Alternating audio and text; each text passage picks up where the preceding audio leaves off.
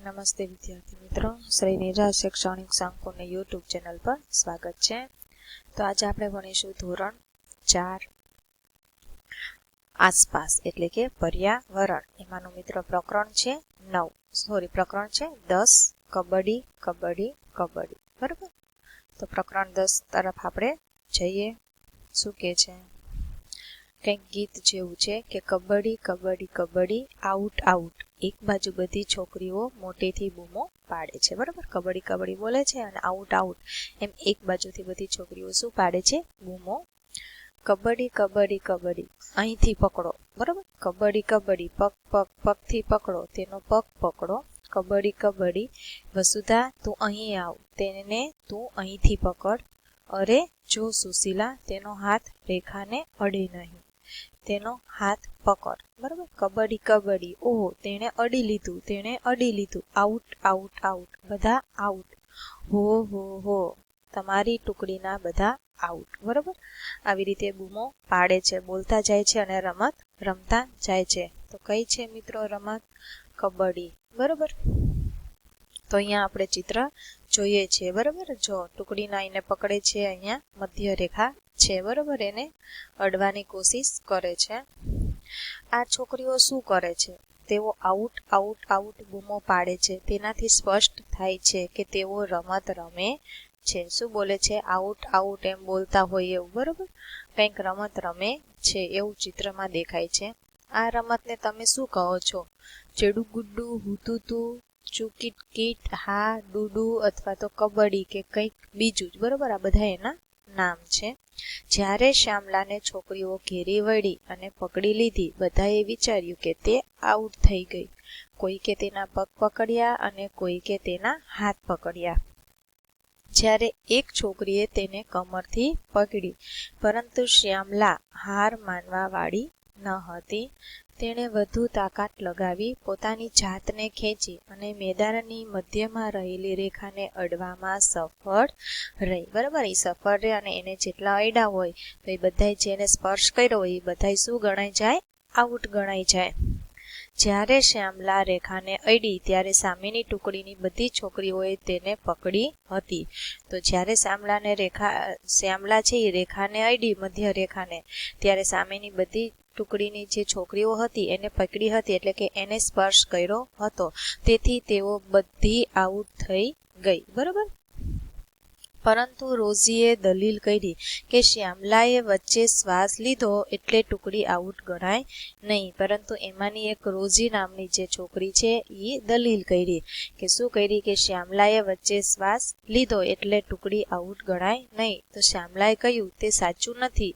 તેણે કહ્યું કે જો તેણે શ્વાસ લીધો હતો તો કેમ છોકરીઓએ તેને પકડી રાખી? બરોબર, એવું દલીલ થાય છે. બરાબર, કોઈ ભાઈ રમત રમતા હોય બાળકો, તો એમાં તો ક્યારેક તો ઝઘડો થઈ જ જાય છે. બરોબર, તો અહીંયા પણ એક એવો દલીલ થાય છે, ઝઘડો થાય છે. બરોબર, રોઝીએ એવું કહે છે કે એને શ્વાસ રોકી લીધો હતો. ત્યાં મોટી દલીલ ચાલી. અંતમાં શ્યામલાની વાત માનવામાં આવી. બરોબર, એમાંથી થોડુંક વધતું જાય અને પછી ઝઘડો કેવો થતો જાય? મોટો. પછી આપણે વડીલો પાસે જવું પડે, પછી એને કેવું પડે કે આવી રીતે છે અને એ પછી સાચો ન્યાય કરે. બરોબર, અંદર ઝઘડા પણ થઈ જાય છે રમતમાં. બરોબર, તો આ રમત દ્વારા જીવન વ્યવહારમાં ચોક્કસ નિયમો અને તેના મહત્વના અંગે ચર્ચા દ્વારા સમજ આપી છે. બરોબર, તો કોઈ પણ તમે રમતો રમતા હોય, બરોબર મિત્રો, તો એમાં શું હોય છે? એના નિયમો હોય છે. બરોબર, કેરમ રમતા હોય તો એના પણ નિયમો હોય. કબડ્ડી છે, ક્રિકેટ છે. બરોબર, તમે કોઈ બી રમત રમો છો તો એના શું હોય છે? નિયમો. અને નિયમોને ધ્યાનમાં રાખીને રમત રમવાની હોય છે મિત્રો. બરોબર, નિયમો મહત્વના હોય છે. બરોબર, પછી એમાં સગા સગપણ બેનપણી કે એવું જોવામાં આવતું નથી. બરોબર, અને કોઈ બી રમતમાં ક્યારેક ઝઘડો થઈ જાય છે તો એ ઝઘડો નાનું સ્વરૂપ હોય છે એ મોટું સ્વરૂપ લઈ લે છે, ત્યારે એ ઝઘડાનો ઉકેલ લાવવા માટે આપણે વડીલોની મદદ લેવી પડે.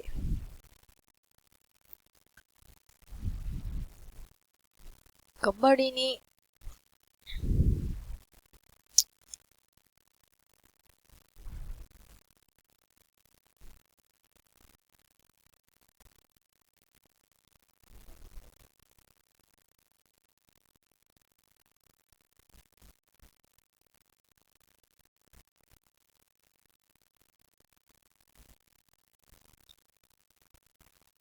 કબડ્ડીની એક ટીમમાં કેટલા ખેલાડીઓ હોય છે મિત્રો? તો કે કબડ્ડીની એક ટીમમાં 12 ખેલાડીઓ હોય છે અને જ્યારે રમત રમતા હોય ત્યારે 7 હોય છે મિત્રો. બરાબર, કબડ્ડીના આધારે થોડા ઘણા પ્રશ્નો છે કે જે આપણે જોઈ લઈએ. તો કે કબડ્ડીની એક ટીમમાં 12 ખેલાડીઓ હોય છે. બરાબર, શ્યામલા મધ્ય રેખાને અડી ત્યારે કેટલા ખેલાડીઓ આઉટ થયા? તો કે જ્યારે શ્યામલા છે એ મધ્ય રેખાને અડી ત્યારે બધા જ ખેલાડીઓ આઉટ થયા, કેમ કે બધા ખેલાડીઓએ શ્યામલાને સ્પર્શ કર્યો હતો. તમે રમત રમતા હોય તે વખતે કોઈ વિવાદ થાય તો શું કરો છો મિત્રો? બરાબર, કોઈ બી રમત રમીએ તો એમાં વિવાદ તો થવાનો જ છે. બરાબર, તો જ્યારે વિવાદ મોટું સ્વરૂપ લઈ લે છે તો શું કરવું પડે? તો કે આપણા વડીલો પાસે જવું પડે. મમ્મી છે, પપ્પા છે કે કોઈ મોટા ભાઈ બહેન છે, કોઈ વડીલો પાસે આપણે જઈએ છીએ, સાચી હકીકત કહીએ છીએ અને એ પછી શું કરે છે? સાચો ન્યાય કરે છે. જે સાચું હોય એને આપણે સ્વીકારવું પડે. તો આ કબડ્ડીની રમત છે. તેમાં ખેંચતાણ થાય, કોઈને પકડાય, થોડીક બૂમો પણ પડે. આ બહાદુરીની રમત છે અને તેમાં ઘણા નિયમો છે. કબડ્ડીમાં દાવ લેનાર શું કરે છે? જુઓ, તો કે કબડ્ડીમાં દાવ લેનાર શું કરે છે? કબડ્ડી કબડ્ડી એમ સતત બોલ્યા કરે છે. તે પોતાના ભાગમાં પરત આવે ત્યાં સુધી શ્વાસ રોકી રાખે છે. વચ્ચે જો પોતાનો શ્વાસ મૂકી દે અને બોલવાનું સેજ બંધ કરી દે તો એ વ્યક્તિ આઉટ ગણાય જાય. એટલે જ્યારે કબડ્ડીની રમત હોય એમ કબડ્ડી કબડ્ડી કબડ્ડી સતત બોલતા રહેવું પડે છે. શ્વાસને રોકી રખાતો નથી. બરાબર, રોકી ત્યાં સુધી શ્વાસને શું કરે છે? રોકી રાખે છે. તમે દાવ લેવા જાઓ છો, ધ્યાન રાખો તમારે શરીરનો ઉપયોગ કરવાનો છે, મગજનો પણ ઉપયોગ કરવાનો છે. ચારે બાજુ ધ્યાન આપવાનું. તમે સામેની ટીમની રેખાને અડો એ વખતે કોઈ તમને પકડી ન લે એ જોવાનું. કેટલી ખબર રાખવાની. બરાબર, કેટલી બધી ખબર રાખવાની હોય છે, કેટલું બધું ધ્યાન રાખવાનું હોય છે કબડ્ડીની રમતમાં, એમ પણ કીધું છે. બરાબર, કબડ્ડી કબડ્ડી એમ સતત બોલવાનું. જ્યાં સુધી પરત ન આવે ત્યાં સુધી શ્વાસને રોકી રાખવાનો છે. તમારે શરીર અને મગજ બંનેનો ઉપયોગ કરવાનો. તમારે ચારે બાજુ ધ્યાન આપવાનું કે કોઈ તમને પકડી ન લે. બરોબર, શ્વાસ રોકી રાખો. કબડ્ડી કબડ્ડી એમ બોલતા રહો. કેટલા સમય સુધી તમે બોલી શકો છો મિત્રો? તમે અત્યારે આ પ્રવૃત્તિ તમારે કરવાની. બરોબર, શ્વાસ રોકી રાખવાનો છે અને કબડ્ડી કબડ્ડી એમ બોલો છે તો તમે કેટલી વાર તમે બોલી શકો છો.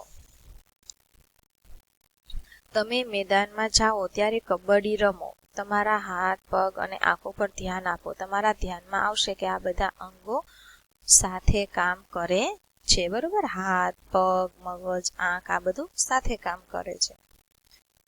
વિચારો અને કહો. બરોબર, કબડ્ડીમાં આઉટ થવું એટલે શું?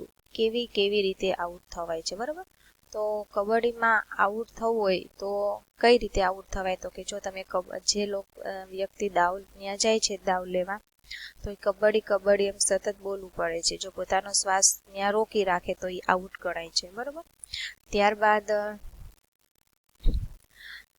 ત્યાં એ સામેની ટીમમાં જાય છે અને સામેની ટીમની વ્યક્તિ તેને ખેંચે અને એ પોતાની ટીમમાં લઈ જાય છે તો એ શું ગણાય છે? આઉટ ગણાય છે. બરોબર, જ્યારે દાવ લેનાર વ્યક્તિ છે એ ત્યાં લીટીને અડી અને પરત મધ્ય લીટીને અડી જાય છે. બરોબર, તો એને જેટલા સ્પર્શ કર્યા હોય વખતે એ બધી વ્યક્તિ શું ગણાઈ જાય? આઉટ ગણાઈ જાય. તો બરોબર, કેટલીક રમતોમાં દાવ લેનાર બીજાને અડવા જાય છે, કેટલીક રમતોમાં શોધવા જાય છે. તો કઈ કઈ રમતોમાં આ પ્રમાણે થાય છે? બરોબર, તો 7 તાળી છે. બરોબર, એ રમત છે તો એમાં દાવ લેનાર બીજાને શું કરવા જાય છે? અડવા જાય છે. કબડ્ડી છે.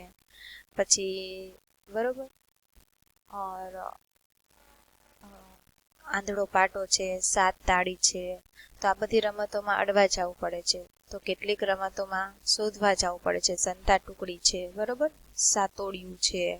તો આ રમતોમાં શું કરવા જવું પડે? શોધવા જવું પડે. એવી ઘણી બધી રમતો છે. તમે બીજી કઈ રમતો રમો છો? તેમાં દાવ લેનારે શું કરવાનું હોય છે? તો ઘણી બીજી બધી રમત છે. કેરમ છે, ક્રિકેટ છે.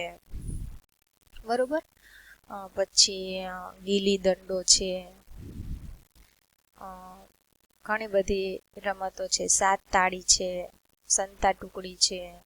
બરાબર. એમાં દાવ લેનારે શું કરવાનું હોય, તો ગીલી દંડોની રમત હોય તો એમાં દાવ લેનાર શું કરે છે, બરાબર, દંડાને હાથમાં પકડી અને એના દ્વારા લે છે. પછી કેરમ એ રમતા હોય તો એમાં દાવ લેનાર શું કરે છે, તો કે જે ટાઈગર નામનું જે કુકડી હોય છે તો એ બીજી કુકડીને એ ટાઈગર કુકડી દ્વારા બીજી કુકડીને ત્યાં નીચે પાડી દેવાની હોય છે, બરાબર. ક્રિકેટ હોય છે તો ક્રિકેટમાં દાવ લેનાર પોતાના બેટ વડે બોલને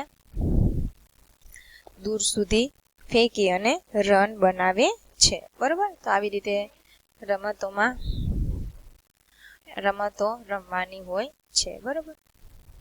પછી ફૂટબોલની રમત છે, પછી સંગીત ખુરશીની રમત છે, બરાબર. તો ઘણી બધી રમતો હોય છે. ફૂટબોલમાં શું કરવાનું હોય છે, તો બાસ્કેટબોલ છે, ફૂટબોલ છે, હોકી છે, બરાબર. હોકીમાં પણ એમ કરવાનું હોય છે, હોકીની જે લાકડી હોય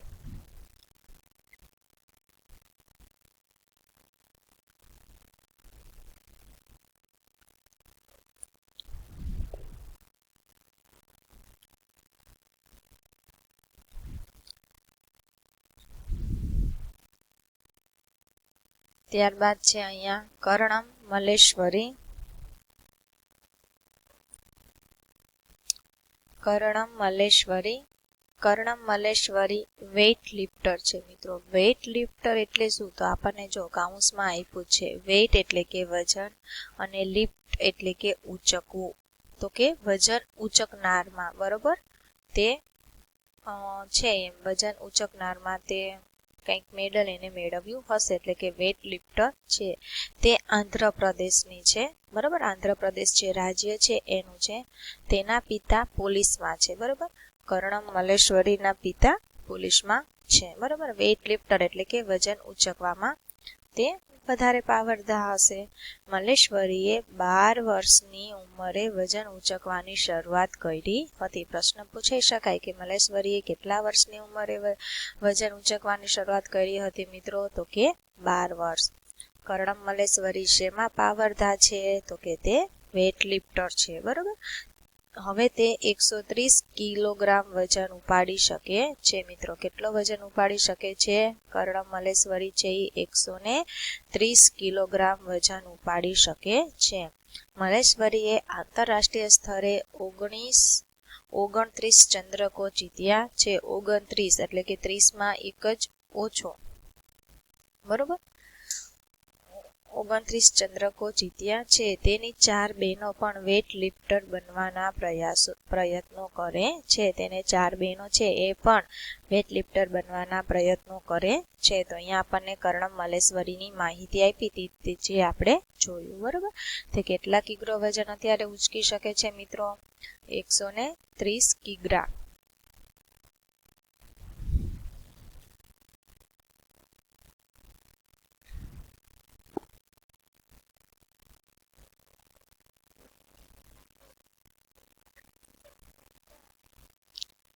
બરોબર.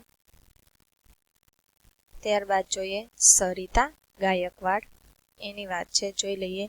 1 જૂન 1994માં ડાંગ જિલ્લાના, બરોબર, 1 જૂન છે અને વર્ષ છે 1994. ડાંગ જિલ્લાના કરાડી આંબા ગામે જન્મેલ સરિતા લક્ષ્મણભાઈ ગાયકવાડ ગુજરાતની દોડવીર છે, બરોબર. શેમાં છે, તો કે દોડવીર છે, બરોબર. તેના માતા પિતા ખેતીકામ સાથે જોડાયેલા છે, બરોબર. સરિતા 400 મીટર દોડ અને 400 મીટર વિઘ્ન દોડમાં નિષ્ણાત છે, એટલે કે તે દોડવામાં નિષ્ણાત છે. એશિયન ગેમ્સ 2018માં તેણે 4x400 મીટરની રિલે દોડમાં સુવર્ણ ચંદ્રક પ્રાપ્ત કરેલ છે. હાલ સરિતા ગાયકવાડ ગુજરાત સરકારના બેટી બચાવો અભિયાનના બ્રાન્ડ એમ્બેસેડર પણ છે મિત્રો. સરિતા ગાયકવાડની વાત કરી છે, બરોબર. તો તે એક દોડવીર છે, બરોબર, અને એને સુવર્ણ ચંદ્રક પણ મળેલા છે અને તે બેટી બચાવો અભિયાન બ્રાન્ડ એમ્બેસેડરમાં તે જોડાયેલ છે.